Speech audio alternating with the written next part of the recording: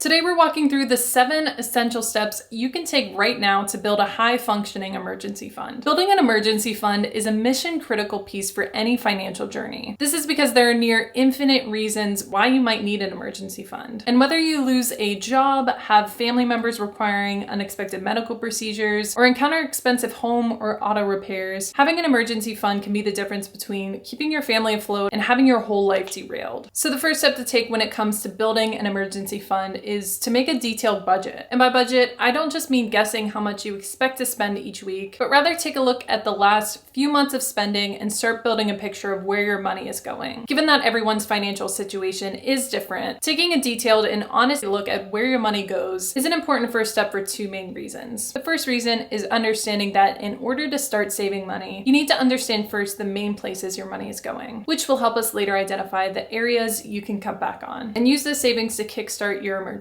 fund. The second reason is that once you have a detailed view of where all your money goes on average each month, you can start to make an honest assessment of how much money you'll actually need for your emergency fund, which takes us to step 2. The second step you need to take when starting an emergency fund is to determine your emergency fund goals. When it comes to goals, there are 2 key components you need to consider. What is my objective and what's an appropriate timeline for me to get there? Let's start with the first component, the objective. Most experts recommend building an emergency fund that can cover 3 to 6 months worth of expenses. By looking at that budget and seeing where every dollar goes, we can determine how much money it takes us to live our life and fulfill our obligations each month. We can then multiply that number by 3 and by 6 to calculate the dollar value of the emergency fund we're striving to build. And once we have that number calculated, we can reverse the amount of time it will take us to get there. This timeline piece is incredibly important, as setting a deadline and building a schedule is a key component of holding ourselves accountable and ensures we stay on track. For this, you can take a look at your budget and find how much surplus you can expect to have each month that you can put towards building an emergency fund. If you don't have that much left over in your budget, this can be a great time to look closely at your budget and find areas that you might be able to make some strategic cuts. This can be anything from cutting out a streaming service to reducing your grocery budget by swapping out the more expensive items for cheaper meals. And while it can be difficult finding areas where cuts can be made, your future self will be thanking you tremendously for the peace of mind once your emergency fund is fully established. So once you have outlined how much you expect to contribute to your emergency fund each month, you can take the total amount of your emergency fund and divide it by the amount you can save each month. This will give you a picture of how long it will take to build up your emergency fund. And while every situation is different, the sooner you build up this emergency fund, the better. Once you have the amount you need for your emergency fund and the length of time you expect it'll take to build it, you can move on to step 3, which is establishing a location for your emergency fund. If you already have a bank account, it can be wise to separate a savings account for your emergency fund. This removes the temptation to tap into it for unnecessary expenses, while also ensuring you have access to it at a moment's notice should you need it. The nice thing about having a savings account for your emergency fund is you can take steps to automate your healthy habits. Anything you can do to automate your savings into this emergency fund will greatly help when it comes to staying on track and reaching those goals. Setting up a specific account with your bank for your emergency fund can be a great way to ensure that your money is isolated and in a place where it can grow. Once you have this in a separate location, you can start to automate your deposits, which can automatically build to grow your emergency fund. This set and forget approach is extremely helpful as it allows you to grow your emergency fund on autopilot. The fourth step you need to take to build your emergency fund is to gradually increase your savings rate. Now that you have your emergency fund account set up and automatically growing through direct deposits, it's a great time to add fuel to the fire and find other ways to accelerate your timeline. This can be done in 2 key ways. The first way is by going back to your budget and doubling back with an added scrutiny to find other areas of your budget you can free up more money for your emergency fund. This can sometimes be a fun challenge, as once you start to feel proud of the progress you're making on your emergency fund, it's almost addicting trying to find new ways to keep it up. Not to mention, sometimes it takes a couple separate looks at a budget to honestly realize some of our essentials are actually more luxuries and can be cut out or scaled back. The second way you can increase this savings rate is to find other ways to bring in more income. This can be anything from asking from an extra hour or 2 at work, or finding ways to make money on the side. Gig jobs like Uber or DoorDash can enable you to slowly build up some extra income in the hours you aren't working your main job. Additionally, selling stuff that takes up space in your house on Facebook Marketplace can be a great way to bring in some extra cash. It can be such a freeing feeling decluttering your house and getting paid in the process. I absolutely love Facebook Marketplace, and I've made way more money than I expected to with it. Let me know in the comments below if you'd like me to make a video sharing some of the best ways that you can make some serious money on the side. Anyways, on to step 5, which is to allocate any unexpected income to your emergency fund. Sometimes life throws us a bone, and things like a higher than expected tax return or a raise at work can sometimes be like a reason to celebrate. Happy, happy, happy, happy, happy, happy.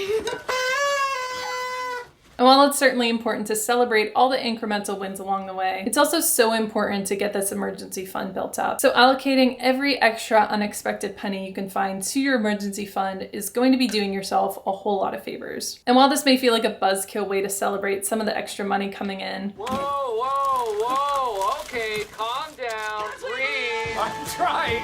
I said breathe. it's definitely a step you might want to take if you want to accelerate the building of your emergency fund. The 6th step you want to take when it comes to building an emergency fund is to keep saving even when you reach your goal. Earlier in this video, we talked about that it's typically recommended to save 3 to 6 months worth of expenses in your emergency fund. Well, that's because unless you can see the future, there's no way to predict how much exactly you're going to need when catastrophe strikes. So if your initial goal was to build 3 months worth of funds, it might make sense to build up your emergency fund closer to the 6-month mark. Additionally, it's incredibly important at this step to continually monitor and reflect on your budget to determine if your cost of living is increasing. This is also probably pretty dependent on who is actually depending on you. If you're the head of household, have a couple kids, and you're the main source of income for your family, you might want to make this fund closer to that 6 months worth mark. There are many life events that can cause your cost of living to rise, which would also increase the amount of money you need to have saved in your emergency fund. Because of this, it's so important to continually reflect on how much you need to ensure that your fund is stocked to keep pace to support your current lifestyle. This brings us to the 7th step, which is maintaining this emergency fund and accelerating your wealth building. Once you've fully funded your emergency fund, it's a great time to keep that momentum going and start thinking about investing in other ways to build wealth. It could also be a great time to consider inflation-proofing your emergency fund to ensure it never loses value to inflation. If you're curious about learning a strategy to prevent your emergency fund from losing money to inflation, I'll have a video linked up here which walks you through step by step with examples how you can inflation-proof your fund. In addition to inflation-proofing your fund, it's a great time to shift the money you would normally be allocating to your emergency fund to other investments. If you have a 401k or Roth IRA, these could be great options to start building your nest egg and ensuring that you have enough money saved up for retirement. And similarly, if you have near-term goals that require savings, investing in a regular brokerage account could be useful for you as well. I have videos on my channel covering all things investing, so be sure to check those out if you have any other investing interests. If there's a topic I don't have a video on that you're looking for, please let me know in the comments and I can try to make a video on that to answer your questions. If you found this video useful, please do me a huge favor and hit the like button and subscribe to my channel to see more content in the future. Thank you all so much for watching, and I will see you in the next one.